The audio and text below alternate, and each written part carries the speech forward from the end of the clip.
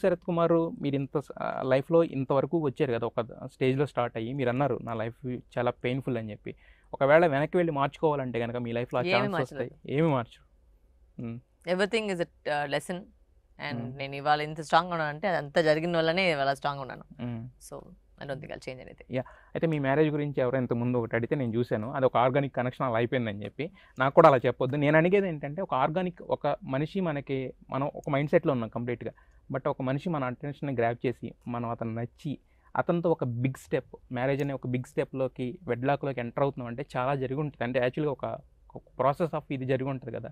So ఏంటిది అది? అంతా ఎలా మీ ఇద్దరి మధ్యన ఏం కుదిరింది? ఏం అంతగా అంటే లవ్ జరిగింది. లవ్ వచ్చేసింది.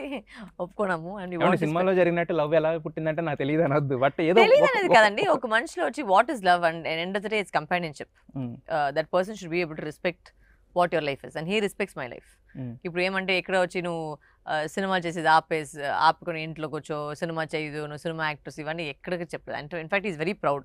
ఆయన షూటింగ్ వస్తే ఆయన కొత్తగా అన్ని షూటింగ్ అన్ని చూసుకొని అంత సంతోషంగా ఉంటారు ఆయన. మీతో పాటు షూటింగ్‌లకు యా వస్తున్నారా? He comes. So he just enjoys, he celebrates me. Hmm. He puts me first. So Yeah. things like that are qualities that you look for when I want to share my life with you. హ్మ్. So that is what worked with both of us.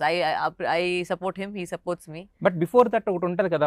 ఒక మనిషిని నేను connect అవ్వాలంటే ఒకటి ఉంటది కదా! నేను ఇప్పుడు చూడంగానే ప్రతి ఒక్కళ్ళకి వెళ్లి కనెక్ట్ అంటే ప్రతి అయిపోలేను. వాళ్ళ దగ్గర అడిగిపోయి ఎందుకు లవ్ చేసని చెప్తే ఎవరు చెప్పలేదు కదా. ఆహా, ఎందుకంటే కాదు. ఏదో కనెక్షన్ వస్తుంది, ఒక అదే. అట్రాక్షన్ వస్తుంది. ఏది ఏమని దానికి చెప్పగలను. దానికి స్పెసిఫిక్‌గా పేరేం లేదు. ఇప్పటి వరకు అది చేస్తుంటే ఎప్పుడో అందరూ ఎక్కడో అది ఫార్ములా లాగా చేసేసుకొని కరెక్ట్ మనిషిని లవ్ చేస్తారు. చేసేసేవాళ్ళు. అది తెలిసలేదు. ఏమో కనెక్షన్ వచ్చింది అంతే. ఇట్ హ్యాపెన్స్ అంతే యాక్చువల్లీ.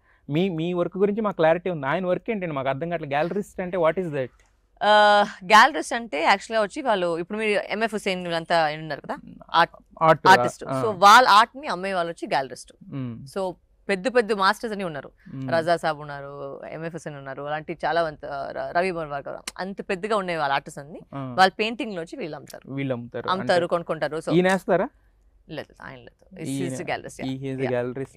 బట్ ఆయన టాటూస్ అన్ని కూడా ఏంటి రకరకాల మీనింగ్స్ ఉన్నట్టున్నాయి ఆయన ఒంటి అది నేను కూడా ఇంకా పూర్తిగా నాకు తెలీదు. ఇంకా టైం పడుతుంది నాకు తెలిసేకి ఏమేమి టాటూ ఏదేదని.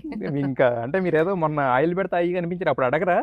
అంటే ఆయన టాటూ ఆల్రెడీ ఇప్పుడు ఆర్డర్ వేసేసారు. ఇప్పుడు దానికి అడుగుని ఏం ప్రయోజనం కాదు, అంటే మీనింగ్ ఏంటిది అని చాలా ఉంది. ఇంకా టైం లైఫ్ ఉంది. కాదు, మీ టాటూ వేయించుకుంటే ఎక్కడైనా స్పేస్ ఉందా ఆయనకి?